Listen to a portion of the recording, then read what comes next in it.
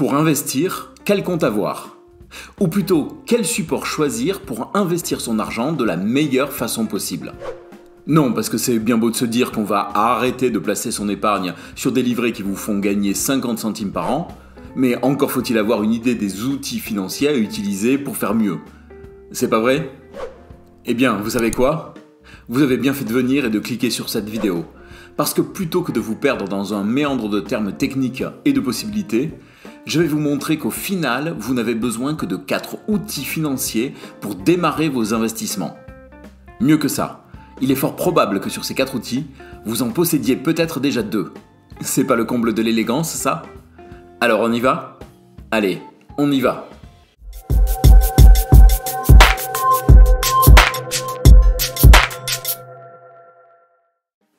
Bonjour et bienvenue dans ce nouvel épisode de 1, 2, 3 Richesses, la chaîne qui vous apprend à investir de A à Z. Avec mon ami le Cube, c'est moi. Nous vous expliquons, vidéo après vidéo, toutes les étapes qui vous permettront de placer votre argent pour qu'il vous rapporte enfin quelque chose. Ah, et sachez qu'actuellement je tire les 3/4 de mes revenus de l'argent que j'ai investi grâce au système expliqué sur cette chaîne. D'ailleurs, le plus simple pour vous est de vous abonner. Les épisodes se répondent souvent les uns les autres. En vous abonnant, vous n'en manquerez aucun et pourrez appliquer semaine après semaine tous les principes décrits. Si vous débutez en investissement, vous vous êtes sans doute déjà dit « Bon, je veux investir mon argent, du coup, quel compte je dois ouvrir pour ça ?» Très bonne question. En effet, si vous vous jetez à tout va sur tous les comptes qu'on vous propose sous prétexte que vous allez obtenir des gains rapides, vous ne l'avez pas vu, mais la voix a mis son « obtenir des gains rapides » entre guillemets. Vous risquez d'y laisser vos plumes et votre argent. Qui plus est, vous allez diluer vos efforts sur tellement de produits différents que vous ne gagnerez pas grand-chose. Alors, dans cette vidéo, nous allons voir les 2 comptes d'investissement avec lesquels vous devez démarrer pour investir, les 2 comptes que vous possédez sans doute déjà qui vous permettront de mettre en place un hub financier pertinent, le système qui vous servira à faire fonctionner ces comptes ensemble afin de maximiser vos efforts.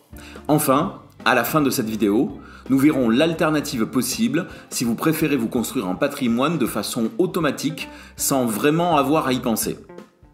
Alors commençons immédiatement avec les comptes d'investissement à ouvrir à tout prix. Bon, si vous suivez régulièrement les vidéos de la chaîne, vous savez donc maintenant qu'investir, c'est acheter des actifs qui produiront eux-mêmes des gains ou des rendements. Les comptes d'investissement rassemblent donc tous les outils financiers permettant d'acheter ces actifs. En soi, il n'en existe qu'un seul, le compte titre. Cependant, les Français ont la possibilité d'ouvrir un second type de compte d'investissement, le plan d'épargne en action, le fameux PEA. Du coup, si on est français, lequel on ouvre en priorité? Inutile de se prendre la tête, il faut ouvrir les 2 pour bénéficier de leurs avantages respectifs. Au moins c'est clair. Mais on ne pourrait pas voir rapidement comment chacun d'eux fonctionne? Eh bien, c'est justement ce que j'allais te proposer. Alors, commençons par l'outil de base de l'investissement en bourse, le CTO, ou compte titre ordinaire. Concrètement, il s'agit d'un outil de dépôt bancaire exclusivement dédié aux valeurs mobilières, actions, obligations, fonds de placement, ETF, etc. C'est par son biais que l'on peut acheter ou vendre des actifs boursiers. On peut le voir comme un compte bancaire, mais qui serait spécifique à l'achat, la vente et la conservation des titres boursiers. Exactement. Et d'ailleurs, il fonctionne un peu de la même manière, si ce n'est qu'il est séparé en 2 parties distinctes. La partie comprenant les liquidités, qui fonctionne comme un compte bancaire. Vous pouvez ajouter de l'argent et en retirer par le biais de virements vers votre compte courant. Chez certains courtiers, cette partie-là est d'ailleurs parfois séparée sous la forme d'un compte appelé compte espèce. Cependant, cela ne change rien à la façon dont on l'utilise. La partie constituée du portefeuille de titres, c'est-à-dire les titres et produits financiers que vous possédez après les avoir achetés. Pour ouvrir un compte titre, il faut soit passer par un courtier, soit passer par une banque faisant office de courtier. Mais ne soyez pas intimidés par le terme lui-même. Il s'agit simplement de l'appellation de l'organisme financier qui vous propose le compte titre. Par exemple, si vous ouvrez un CTO dans la banque où vous avez votre compte courant, cette dernière sera aussi votre courtier. A contrario, DEGIRO, l'institution financière chez qui nous avons notre compte titre, est un courtier mais ne propose pas de service bancaire. De toute façon, une vidéo sera consacrée au choix du courtier. Nous vous mettrons le lien en description. Le PEA, pour plan d'épargne en action, est une spécificité française. En soi, il s'agit d'un compte-titre classique. Son fonctionnement est donc exactement le même qu'un CTO. Mais permettant une exonération des gains, dividendes et plus-values, tant que ceux-ci restent à l'intérieur du PEA lui-même. Mais quel est l'intérêt alors ? Eh bien, d'abord, cela permet de faire fructifier son capital sans avoir à tenir compte des impôts. Ensuite, si tu retires de l'argent de ton PEA après 5 ans, les gains sont exonérés d'impôts sur le revenu. Ah oui, quand même. Mais si j'ai besoin de retirer de l'argent avant les 5 ans ? Dans ce cas-là, les gains nets sont imposés à 12,8%. Attention cependant, dans les deux cas de figure, les revenus du PEA sont soumis aux prélèvements sociaux. Oui, mais ça reste un allègement intéressant quand même. Du coup, pas la peine d'ouvrir un compte titre ordinaire alors.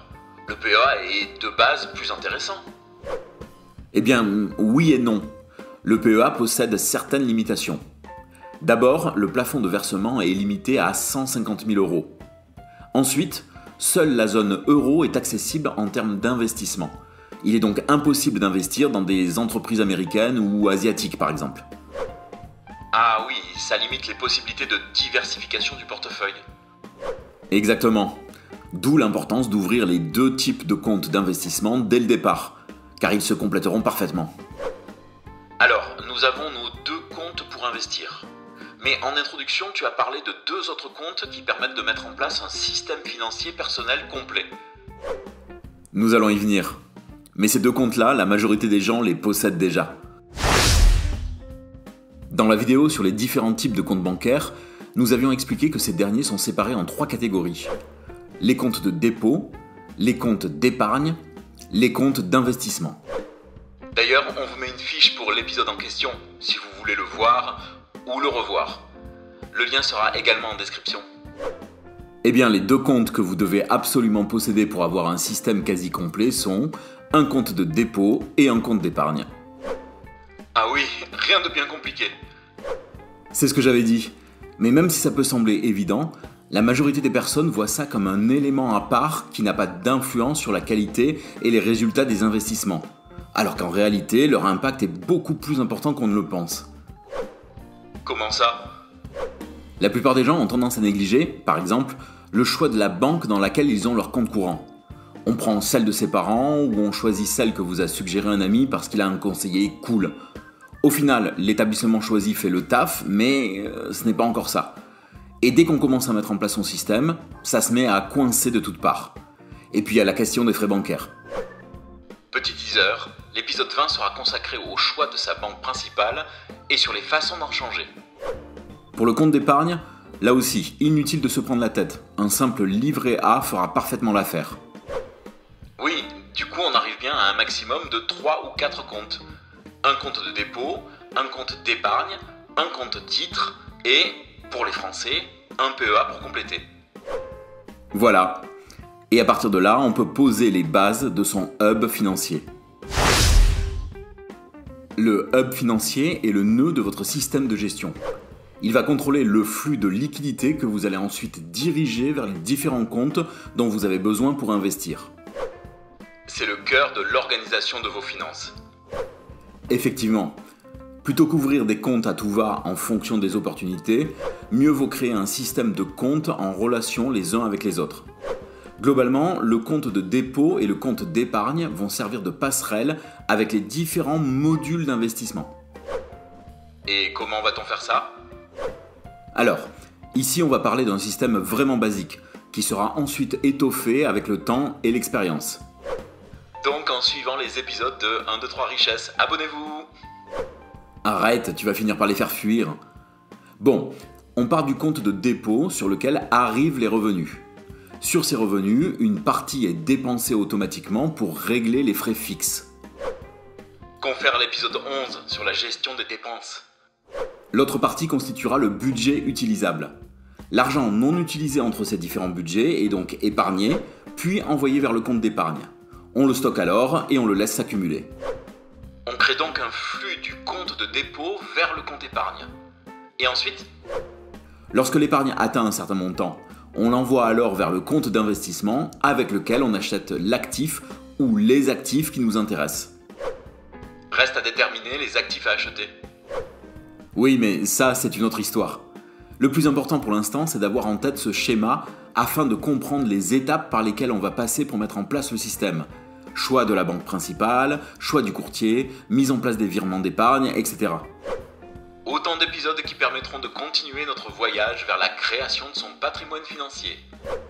Cependant, reste à voir l'alternative possible pour les personnes qui souhaiteraient être moins actives sur les marchés financiers et donc avoir un système d'investissement beaucoup plus passif. Certaines personnes souhaiteraient placer leur argent pour le faire fructifier, sans toutefois avoir envie d'agir sur l'évolution de leur investissement. Du coup, existe-t-il un système qui leur permet, une fois mis en place, de ne plus avoir à s'occuper de quoi que ce soit? J'imagine que si tu en parles, c'est que ça existe. Oui, bien sûr, ça existe. C'est même un système encore plus simple, car il ne nécessite que 2 comptes. Bon, à mon avis, le premier sera un compte de dépôt. Bien vu. Et le second sera tout simplement une assurance vie. Du coup, dans sa version multi-support, elle fera office à la fois de compte d'épargne et de compte d'investissement. Globalement, il suffit de déterminer un montant d'épargne que l'on investit chaque mois, puis de mettre en place un virement automatique. À la date prévue, l'argent est viré puis réparti automatiquement sur les différents supports choisis au sein de l'assurance vie elle-même. Et hop, le tour est joué. Mais si c'est aussi simple, pourquoi ne pas opter directement pour ce système alors? Au moins, on n'aura plus à se casser la tête. Eh bien, même si la formule est relativement pratique, elle comporte de nombreux désavantages. Lesquels? D'abord, les frais de gestion appliqués par les organismes financiers. La performance est en général énormément grévée par ces derniers. Ensuite, contrairement à un compte titre ou un PEA, les produits financiers détenus au sein de l'assurance vie appartiennent à l'assureur et pas à celui qui a souscrit l'assurance. Ah oui, donc si ce dernier fait faillite, bye bye l'argent placé. Oui, même s'il existe une forme de garantie qui protège le montant investi jusqu'à un certain plafond. Mais personnellement, le fonctionnement me dérange un peu. Cela dit, c'est peut-être la forme la plus simple d'investissement passif. De toute façon, il faudra qu'on fasse une vidéo complète sur le sujet. Mais il est bon d'avoir ça en tête pour la construction de son système d'investissement personnel. Vous voyez qu'au final, la question des comptes bancaires nécessaires pour investir est relativement simple, une fois qu'on a compris le système qui les sous-tend. Le choix se réduit tout au plus à 4 comptes maximum: dépôt, épargne et investissement, entre le CTO et le PEA. Voire même à seulement 2 si vous préférez vous orienter vers de l'investissement passif. Toutefois, maintenant que l'on a en tête le système global organisant les comptes bancaires entre eux, reste à passer à l'action, ce que nous ferons dans les prochains épisodes. En attendant, si vous désirez vous construire un patrimoine financier mais que vous ne savez pas vraiment comment faire, sachez que nous avons une playlist complète qui vous dévoile pas à pas toutes les étapes par lesquelles vous devez passer. Mais le mieux est de s'abonner pour suivre l'actualité de la chaîne. En tout cas, un grand merci d'avoir regardé cet épisode jusqu'au bout, et on se dit à bientôt dans une nouvelle vidéo. On dit ça? Allez, on dit ça.